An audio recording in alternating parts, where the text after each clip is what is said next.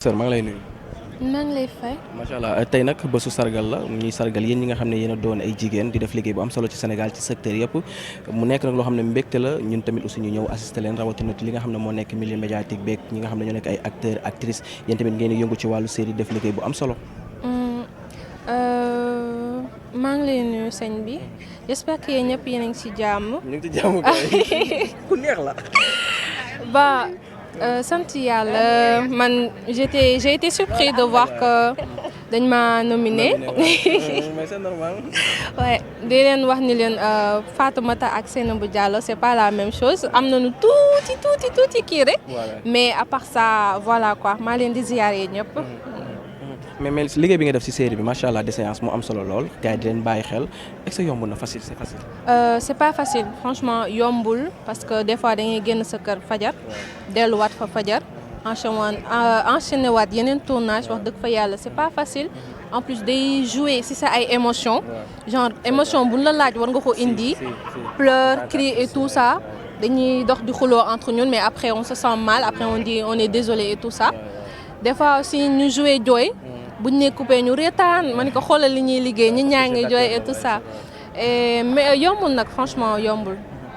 après des séances mën nañ la xaar ci yeneen série. incha allah. leneen a ngi ci ginnaaw.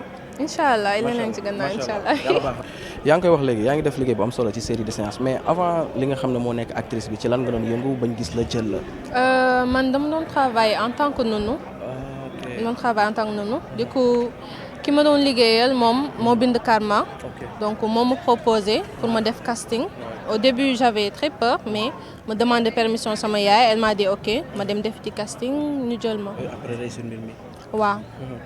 Après voilà donc considérons le fait d'être actrice comme nekk ci réseaux sociaux et tout ça dama ko jàpp comme liggéey carrément donc je me donne à fond quand on me dit action et quand on dit couper ma nekkaat ci leneen. donc nekkul loo mës a bëgg. non doonu woon lu mës nekk sama xel franchement. mais ba mu ñëwee tamit yàqul la. waaw ba mu ñëwee tamit yàqul dara dama ci dem au fond et voilà comme que liggéey la ñuy wut am nañ ko ñu jël rek. ok amal jàmm. merci. macha allah macha allah. ma sœur Amina maa ngi lay ziar. maa ngi lay delloo ziar. Amina da rocc na si ngom ba. fu ma wax nag. macha allah avant tout dañuy rafetlu sañse bi teg nga ko ci temps. merci beaucoup Yesanda moo fi jaar. waaw kon jeex na tàgg.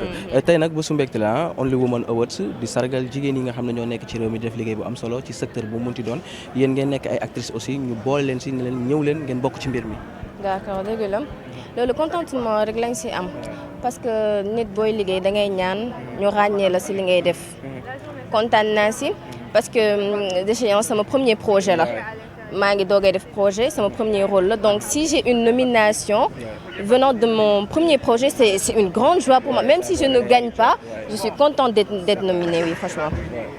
macha allah série de séance bi nga xam ne moom nga bokk nga nekk fa actrice di def liggéey bu am solo naka nañ la jëlee ba nga bokk ci série bi muy cartonné sa tour aussi ñëpp xam la ci réew mi. d'accord donc man je suis Saint-Louisienne. ok oui. dama nekkoon Saint-Louis donc je suis venue ici j'ai vu le casting par le snap de Moda Thioune donc j'ai envoyé mes photos il m'a présélectionné ma ñëw def casting bi Dakar ma def fi je peux dire une journée ou deux juste pour faire le casting après ma ñibbiwaat Saint-Louis fàtte woon naa ne sax passé woon naa casting Marodi damaa dem marché di Ndougu. Après, il y a Tamarem, notre chef de projet, qui m'a appelé et m'a dit on t'a retenu pour un rôle. Oui. Mais casting bi na jëlee parce que ku ne xam na ni série bi da nga pànk et que ni aussi tamit des fois yaa ngi doxaan paa yeeg yooyu noonu loolu lu ñu xool ci yow la ba gis ko ci yow la wala peut-être. Alors, il faut savoir différencier la personne du personnage.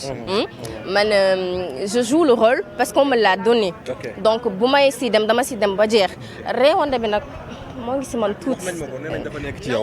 nangu naa réewande bi mais côté prostitution, paille et tout ça, ça a été super difficile pour moi de l'interpréter juste au début. Mais après, comme elle l'a dit, Afi moom moo ñu nekkoon saison 1 bi moom moo ñu doon aider et tout ça. Benn jour dama craqué plateau parce que je ne supportais pas de porter une nuisette et d'entrer dans la chambre être avec le vieux. Du coup j'ai craqué ma nekk di jooy yu métti moom ma woo mu dalal ma ni ma c'est un rôle et si toi tu n'acceptes pas que c'est un rôle, les Sénégalais ils ne vont pas accepter que c'est un rôle, ils ne vont pas différencier la personne du personnage. Donc elle m'a aidée, elle et tonton Baye Moussa, notre réalisateur. Donc ils m'ont aidé. J'ai accepté le rôle et vu que c'est une saison 2, tàmm nañ lépp ci saison 1 bi ba pare donc continuité rek la. mais naka la ko waajur yi gisee parce que ku ne xam na ni cinéma zone bi ñu nekk actuellement dafa bëri ay zone d'ombre maanaam dafa bëri ay lëndëm et que ni parents yi du ñu bëgg seen doom du ci dugg parce que li ñuy gis ci télé bi day xaw a doy waar voilà. J'ai un rôle super difficile. Je peux dire que le rôle de Maty fait partie, si ce n'est pas le plus difficile, fait partie des plus difficiles rôles de la série.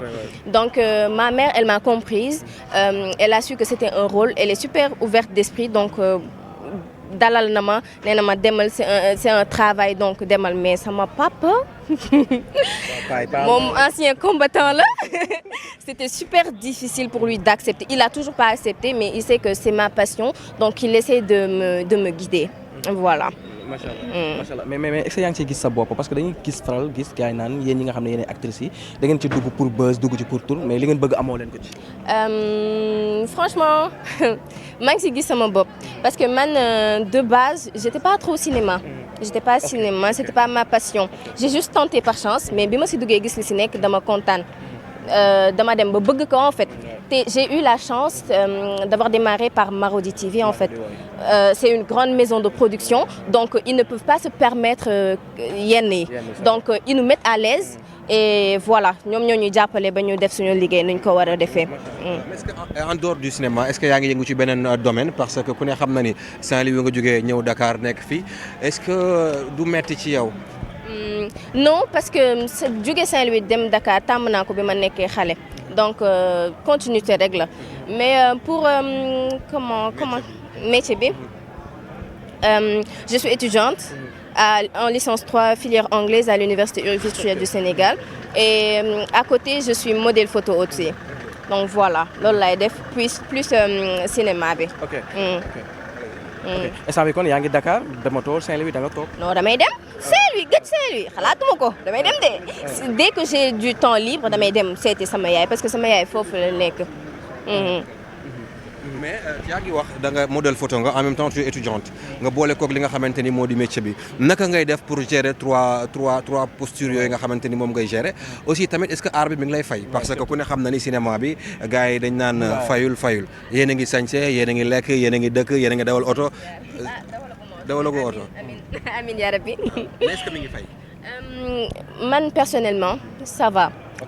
ku nekk boo duggee ci dara di nga xalaat gravir échelon yi donc pour mon niveau man personnellement ça va et comment j'allie les trois boulots c'est pas facile mais boo àndee ak gëm-gëm am ci jom am ci ngor loo bëgg ci àdduna di nga ko accomplir boo xalaatee ni boo bàyyee jàng bi sa parent lañ la fayal depuis le début ba léegi boo xalaatee loolu rek doo sañ a bàyyi jàng bi boo xalaatee modeling bi tamit c'est pas vraiment une passion mais j'aime le fait de présenter des tenues de marque donc si boo xalaatee am na loo xamante ne boo ko xalaatee rek danga naan lii moom maa ci dugg maa ci xas ba dem te du ma ne xeex naa si ak sama papa sax il a pas approuvé au début donc su ma si duggee mieux vaut man ma joxe li nga xamante ni moo gën si man fulla ak fayda en fait boo ci duggee da nga si dem ak jom voilà. les retours amul benn moment boo xamante ni jot nga ay retours yu nga xamante ni toog nga benn instant nga ni lii dama koy bàyyi parce que metti na critique yi bari na wax ju ñaaw ji bari na.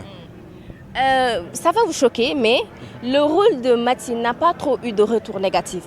Ah bon? Je n'ai pas trop eu de retour damay romb surtout troisième âge bi damay romb ci mbedd bi ñu may ñaanal. non troisième âge dañu may ñaanal tellement man au début. non mère yi sax. au début bi may jël rôle bi dama ragaloon. Parce que jouer un rôle de prostitution c'est pas facile du tout surtout que c'est un premier projet c'était pas facile du tout donc ma doon xalaat loolu mais saison 1 bi non li ma am ci retour positif gisuma est-ce que gis naa benn retour négatif en fait les gens c'est comme si beaucoup de personnes se ressentaient en Maty en fait parce que ñu bari dañu dund li mu dund ak papaam obligé def yenn yi pour jàppale seen yaay donc c'était difficile mais c'était pas aussi difficile que ça parce que j'ai pas eu de retour négatif. Merci beaucoup au revoir.